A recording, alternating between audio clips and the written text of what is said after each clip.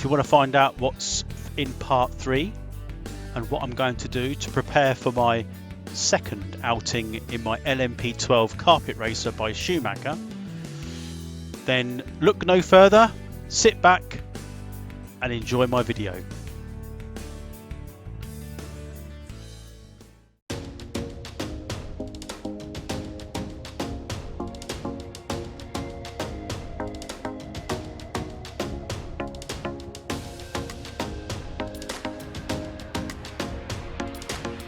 Hello race fans, sim fans, RC fans, Racing 393.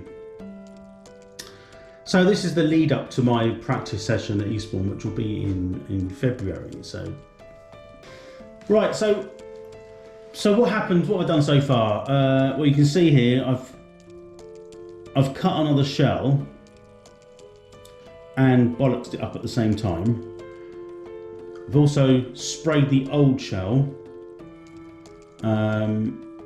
and bollocks that up at the same time. Actually, let me start again. Let me sort of rewind. So the original shell was the one I had when I did my the BRCA meeting. Got beaten about as expected and as I was advised.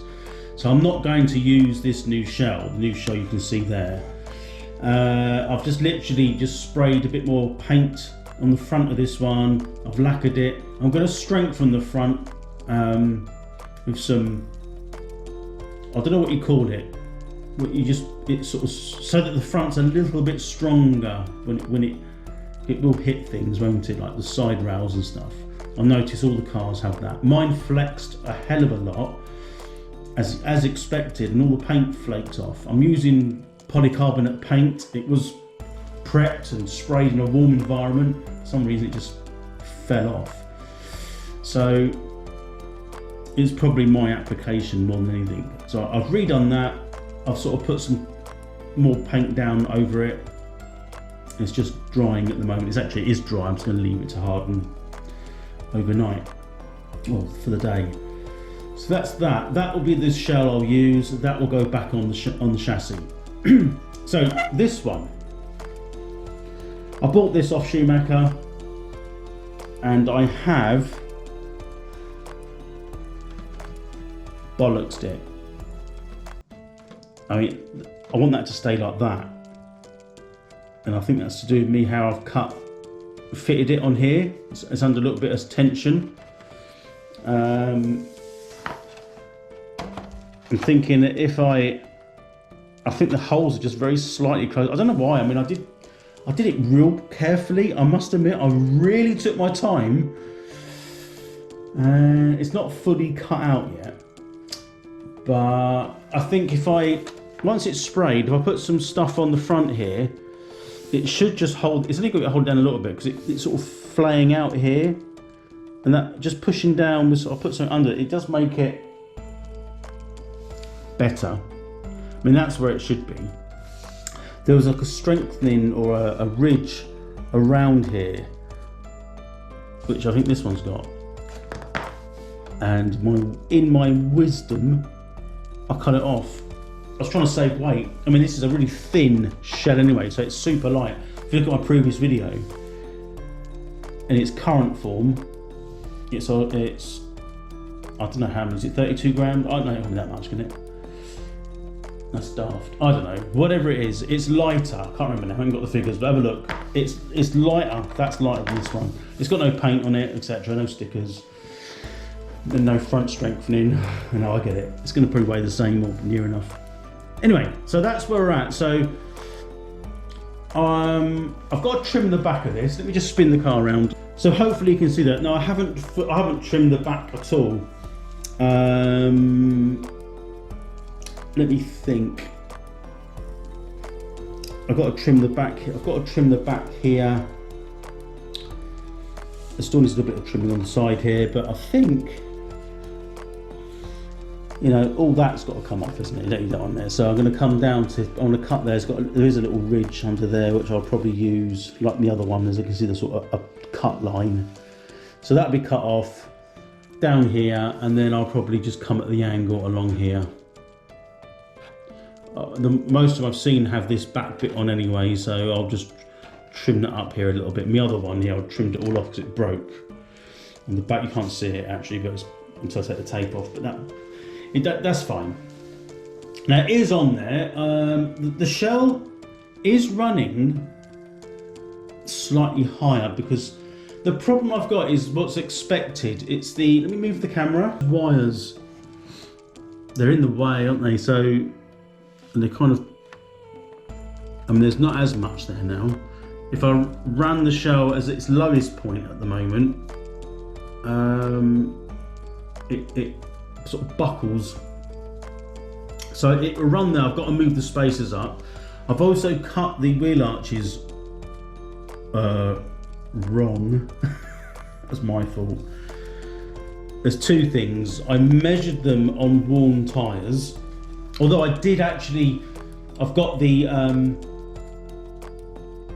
Moody Falls arch cutter. I'm not going to do a review on that. Everyone that knows that, I guess, unless you want me to, but what an amazing tool. It's so good, I still bollocksed it up. Now, it's my own stupid fault. So two things. Although I measured the small diameter and the large diameter on the tool to adjust on a new tyre, not on a tyre I was going to turn down or race with, I needed some sort of happy medium. So these tyres are actually the worn ones, and these tyres are probably, to be fair, like knackered. But it still looks alright. So the tyres on it now I'll use. I've got a couple of sets of other tyres which I can use. They're not turned down. In fact, there's a set there but I might not even bother turning down, because I've noticed when I was at the meeting, the BRCA meeting, looking at people's tyres, they had more meat on the bone than what I've got. These are definitely knackered, and what people were using were more like what I've currently got and I bought new. There's contact tyres is one of them, and I've got another set of a different make, but they look a much smaller diameter tyre. Do you know what I mean? They've been not as much meat on the bone. Anyway, but so they will still fit on here. But the biggest balls up what I've done, you can't really notice it too much, but it is noticeable because I know it's done. The front wheel, the rear wheel arch is the same as the front. I didn't actually adjust it. So that was done with the Moody Falls tool at its maximum that I set it to. And then I didn't bother undoing the screw and then putting it down for the front. So it's this, I don't suppose it really matters. There's going to be people that say, yes, it does. Well, I'll tell you what, right, because like I say, all the help that I've got, I have, it is in board. It's not in my brain at the moment. But I've written it all down. At the moment, it wouldn't matter what I've done to the car. It's not going to make the slightest bit of difference. Like someone said, get used to driving the car first. But you know, I want to get it so it's drivable, which is why I've changed like the transmitter. There's no point fiddling around with certain small nuances that make the car from, you know, 2/10 to, you know, or 3/10 back, 2/10 quicker, or it doesn't matter. I'm not gonna make any bloody difference. We're talking seconds, loads. I was off like, they were doing like 15, I don't know what they were doing, 15 seconds. Quicker than that, I think. I want the group up, I don't know, can't remember now, around that Eastbourne track. And I was doing it in like 26. I mean, every lap, in 2.5 laps of their time, I was being lapped. It's ridiculous. Who cares? 3/10 quicker? It's just not gonna, no, we're talking seconds. And it's not just 2 or 3 seconds. So that's what I'm working on. So I will still use the original shell, which is here. Those tyres, plus I might use the others in there just to give it a go, to see if I notice a difference. But the most important thing at the moment when I'm going back out would be my transmitter, my MTR. Sanmar. So that's the plan, Stan. So let me just sort some stuff out, and then we'll move on to the next phase of this video. So far then, I've got the car pretty much prepared for Eastbourne on the 19th. It's the 19th of February. So a quick little update on what I've done and my next steps. So the body shell is the original body shell. Got beaten around at the first meeting of the BRCA. Expected that anyway, to be fair, but I put a bit of paint over it. As you can see, it's a bit patchy. It's not going to make a big difference for me. It's back on there, trimmed it up a little bit. I've actually raised the body shell slightly. Some people might say it's a bit too high, but these tyres that are on there are super worn and probably not as good as what they should be. And if I put a new set of tyres on there, I've got to turn some tyres down, but they're going to have more meat on there, so they're going to take up more room in those arches. So I'll probably turn some tyres down. I won't film that because you've seen me do it before, to get ready for Eastbourne. So let me summarise what I've done to the car. Let me just get the shell off and I'll move the camera. Give me a second. Okay, just to summarise, done the wiring, rerouted it, shortened the power lead. This the power lead there for the battery. The minus one is underneath there somewhere, same length. That's fine. I haven't put it on the scales. I've got scales, but I did put it on the setup board, the setup station, not the tweak station, and redid the front's pointing as much as I'd like. It's straight as an arrow. I can't really do much more than what I can do on there. I had an issue with the spring carrier, this one on the side on the pod, where the insert come out. I don't think it's not loose now. It was loose in there because I'd adjusted this with the adjusters, but what I'd inadvertently done is done them up quite tight when I built the kit. Didn't realise that the cones were the adjustment. It makes sense now, perfect sense, but at the time I was turning them thinking it was doing something, but all it was doing was turning the insert inside this carbon fibre brace, and inadvertently the insert had become loose, which I didn't know. It must have been like that a while anyway. So I super glued that back in and put their standard springs, they're the kit springs under here, so I'm still using them. And it seems okay now, so this bit seems more fixed, so I think it'll be alright. And I've re-oiled the dampers, the centre and the two side ones. So I mean, that does feel to me dampened now, which I'm not saying it wasn't dampened in the first place, but it's also good to go through these after, I wouldn't say every run, but maybe you do, but perhaps once a meeting, I don't know. But certainly I know I didn't do that on my first meeting. I wouldn't have known, well, I would have known to do it, but it would have made any difference, I doubt it. So yeah, it feels quite good on there. I've got the same motor, same gearing, etc, etc. I'm trying to think anything else. Yeah, I've got the honeycomb front bumper. So that's fairly standard stuff. What else? So let me just move the camera. I've got a new body shell. It's not on there. So it just sort of, so it's not in my hands. It's trimmed. I've done the back, so I've trimmed this up. Taken some of the weight out of it here. It's going to weigh a lot lighter than what the when I first weighed it. I've trimmed the front up here. It's all sort of where I need it now. It does fit. I've sort of opened out these holes ever so slightly on the front. I think they're a little bit too tight on the posts. It fits a lot straighter now, so it doesn't sort of kink the front up. I'm not going to use this shell, not yet, but I will paint it at some point. I'd like to do it the same colour, but painting in that fluorescent colour is a pain, isn't it? It doesn't cover that well. And I probably think a car that's one colour would best suit me, with some sort of loud stickers on it on the outside, which I can get, not necessarily linked to LMP12, but I can have a look for them online. So I'm thinking of going one single colour, apart from obviously the canopy here. I don't know yet. I've got a few ideas, but I don't want to overcomplicate it. The one I've had, the fluorescent red and white pearl, was about the limit you want to go to, especially when you're beginning. I want to keep painting body shells. It'll be a right ball ache. So that's that. The chassis is done. The only other thing to upgrade on the chassis is possibly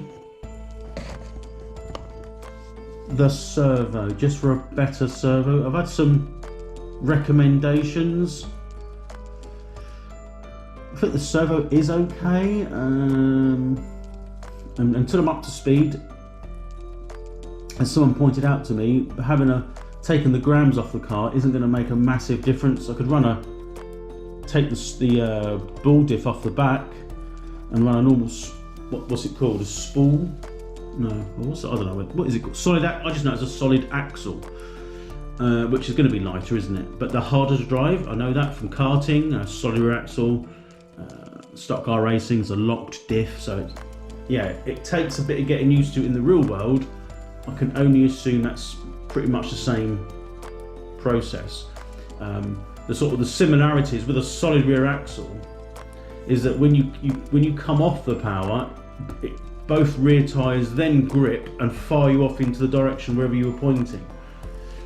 It's not quite as severe as that in the real world, but you've actually got to keep the power on when you perhaps want to lift. But it's not like suicidal, keep the power on, hope for the best. There is skill to it in the real world, karting and stock car racing, but it's a feel that you get because you're driving the car. This, because you're detached from the car, it's got to be a very similar it has to be, because that's how a rear end would work. If it's solid, I think it'd be a lot harder, to be honest, in one of these than any of my sort of race cars. But I'm not running one of those. I've got a diff, so they're easy to drive, not forgiving, a bit heavier. I'm going to keep that in there for now. So the other thing here, I've just got a couple of things here from Schumacher. I haven't used it yet. So that mount that goes across here, a carbon fibre multi-mount. I've got another one here because if one of the holes is a bit elongated, I've got a new one which I can make up. And the other upgrade I've got anyway, which I'll probably add to this one and build a spare one up. I'll probably put it on there, to be honest. I've got the aluminium, the alloy thread inserts. Thread.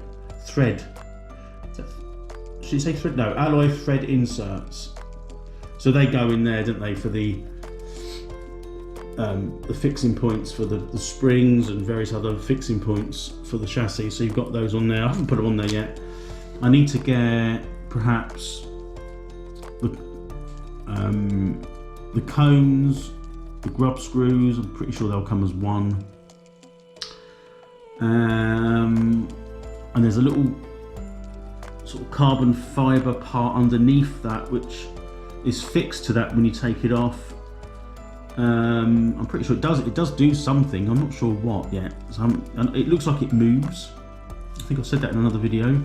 Or it not moves, but it can be mounted at a different position, I think. I'll have to have a look at it again next time I take it off. But the car is built and set on that part, nevertheless, as stock. The only difference is now I can adjust the spring tension, which I couldn't before, so that's good. And that's about it, really. As far as the MTR transmitter, I won't really know anything on that until I've used it. So I think a sort of a review or a feedback on that transmitter compared to my FlySky won't happen until after the meeting. There's nothing else at the moment. The only thing I might add on there is, you know, if and when I get a steering servo, I might just show that as a short that it's installed, and perhaps put on the screenshot there the weight of the car at the moment, and then the weight of it once I've installed the servo. But that's going to be about it for now. That will conclude my. This is going to be part 3. So I'm trying to keep everything in some running order and relevant. There's some things I'll do that I won't film. So, you know, for example, I don't think there's a lot of point filming turning the tyres down unless I find out something about it that I find interesting that you might need to know. But anyway, thank you very much for watching. This is part 3 for my Schumacher LMP12 race preparation. My next race is the 19th of February, Eastbourne. That's a Sunday, and I'll look forward to seeing you all then. I'll try and film a little bit there if I can. It's a club meeting's got a little bit more time on your hands. I think it's a bit more relaxed. I say time if there's not as many heats and things. I don't know. I've never been to a club meeting, but hopefully I'll better film something on the track and when I'm there this time. Anyway, thanks very much. Appreciate that. Look forward to the next time. Speak to you soon, and bye bye for now.